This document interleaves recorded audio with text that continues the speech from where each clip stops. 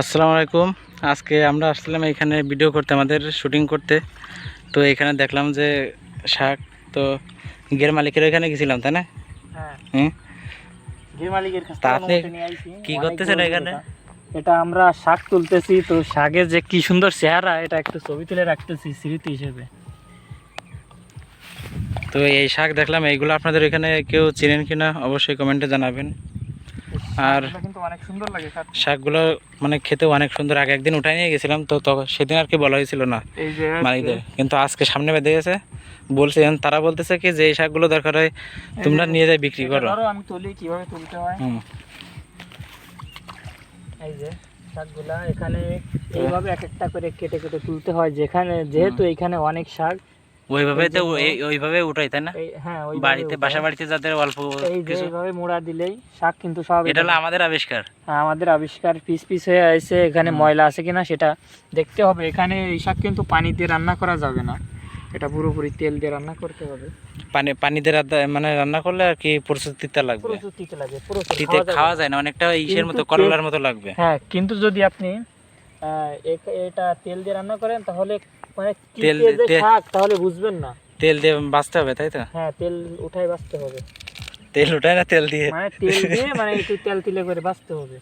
মানে এই যে তেল দিয়ে কি বলে, যেভাবে আপনারা ওই যে ভাজেন, আলু ভাজে বা আলু ভাজেন অথবা বেগুন ভাজেন, উস্তে ভাজে না ওইভাবে তেল দিয়ে।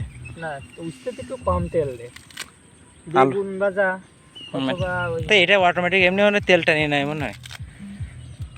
কি যে স্বাদ, মানে খুব সুন্দর লাগে। আগে একদিন আইছিলাম, আগের দিন হলো কিসে নিয়েছিলাম, দড়ি দিয়ে বেঁধে নিয়েছিলাম। তো যাইতে যাইতে আমরা ওই মানে জড়ায় ধরে তাই নিয়ে গেছিলাম। তারপরে আজকে আইসি একবারে প্রস্তুতি নিয়ে আইসি, পূর্ব প্রস্তুতি নিয়ে, যে আজকে উঠাবোই। শাক আছে তাকে জানতাম না।